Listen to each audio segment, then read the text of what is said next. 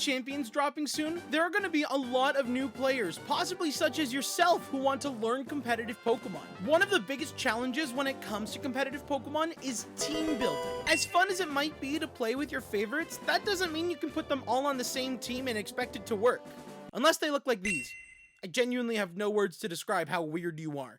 I'm going to scoot back from you a little bit. These following categories of Pokemon can help build and shape your team to better fit your play style or help patch the holes that your teams are missing. Keep in mind as well, these suggestions are based off the list of Pokemon that have been confirmed currently for Pokémon Champions, which you can check the link for in the description below. With that being said, let's get into it.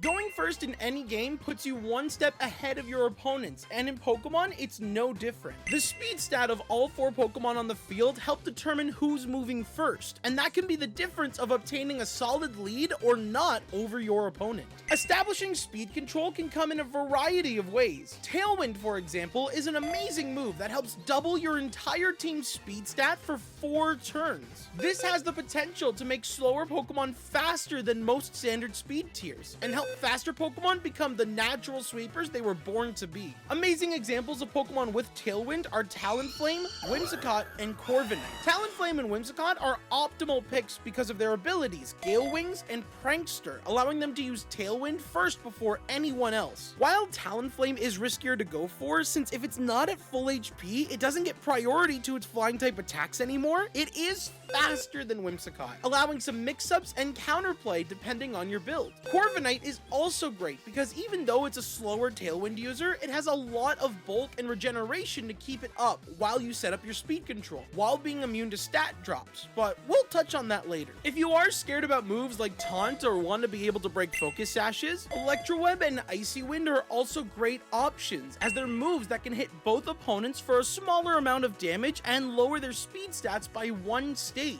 If your opponent also has Tailwind, then this is a great tool to keep their speed stat down just enough while your monsters go brrrr. Swag.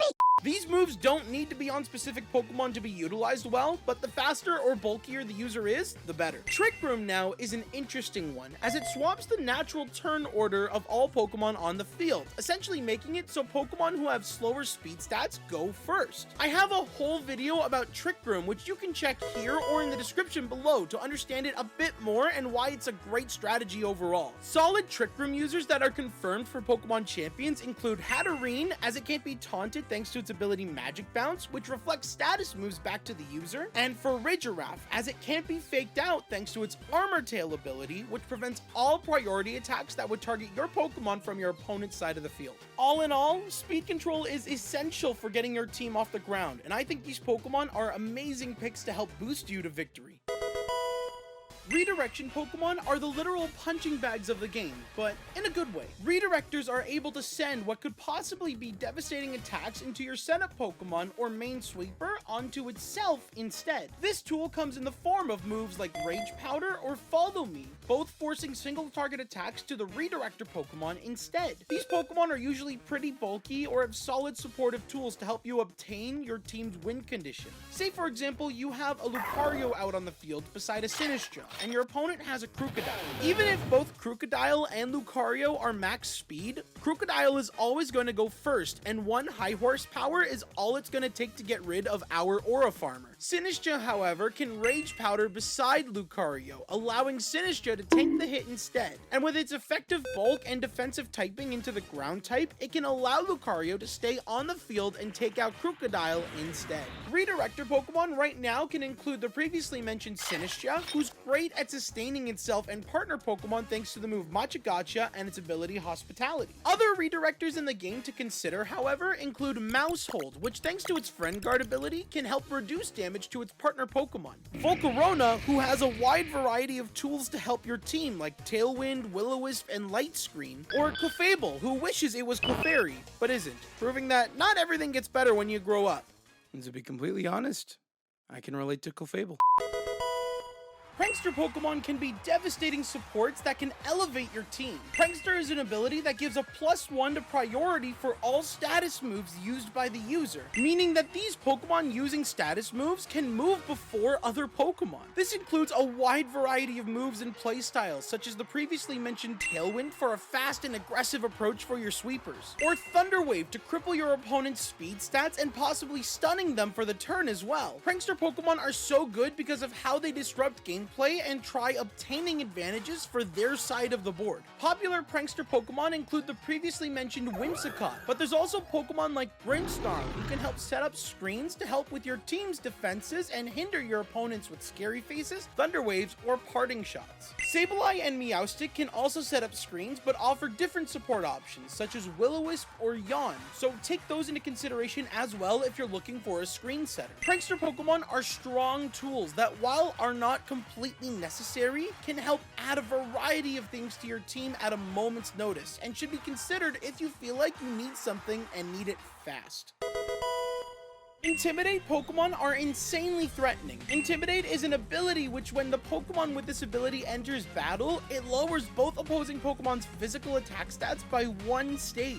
Lowering your opponent's physical attack stat can heavily hinder them, as now it means they either have to spend a turn resetting their stats with a stat boosting move like Swords Dance or Bulk Up, pays to reset all their stats on their board back to 0, or switch out that Pokemon entirely so they can use it at their full power another time. There's a reason why so many players have been resorting to the Clear Amulet item for certain physical attackers. They literally can't afford to waste time dealing with Intimidate. Even just the threat of it in team previews can make certain teams want to play differently, forcing their star attacker to be kept safely in the back until the Intimidator is already on the field or is dealt with. Star Pokemon in this field surprisingly include both forms of Arcanine, as Cantonian Arcanine can be used more supportively with this ability, thanks to moves like Snarl or Will-O-Wisp to keep your opponent constantly down in damage, while Hisuian Arcanine can use it aggressively, allowing it to come out, deal damage, and not worry about having to deal with incoming damage for the time being. Salamence is also great, since not only can it start with Intimidate, but it can utilize a second ability when it Mega Evolves, allowing it to reduce incoming damage and dish out even harder hitting attacks afterwards. And that's it. No more Intimidators. Yep. Totally no more.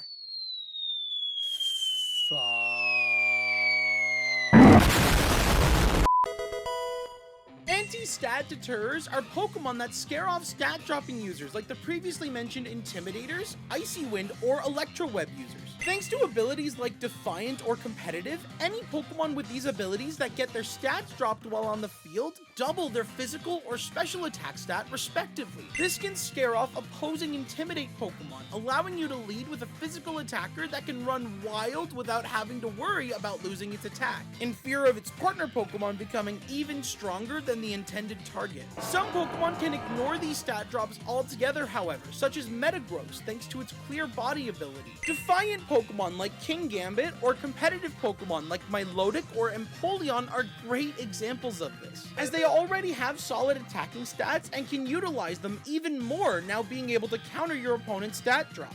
Corviknight once again is also an amazing deterrer thanks to its ability Mirror Armor, which reflects the stat drop back to the user, allowing it to weaken Intimidate Pokemon who switch in or punish Icy Wind or Electro Web Pokemon back to themselves, while safely establishing bulk or speed control depending on the situation. All in all, they might be named Deterrers, but they're pretty attractive picks when it comes to building your team. And there you have it. These are all the Pokemon that I'd recommend you try adding to your teams to help boost your team building to the next level. Let me know what you think in the comments below. Also, if you're having trouble with your teams, feel free to leave them in the comments as well, or in my Discord, where other trainers such as myself will happily come take a look and try to find something to help your team perform the best it can be. I can't wait to apply these Pokemon to my own teams and play so many fun and strong compositions for Pokemon Champions when it comes out. Until then, y'all, take care.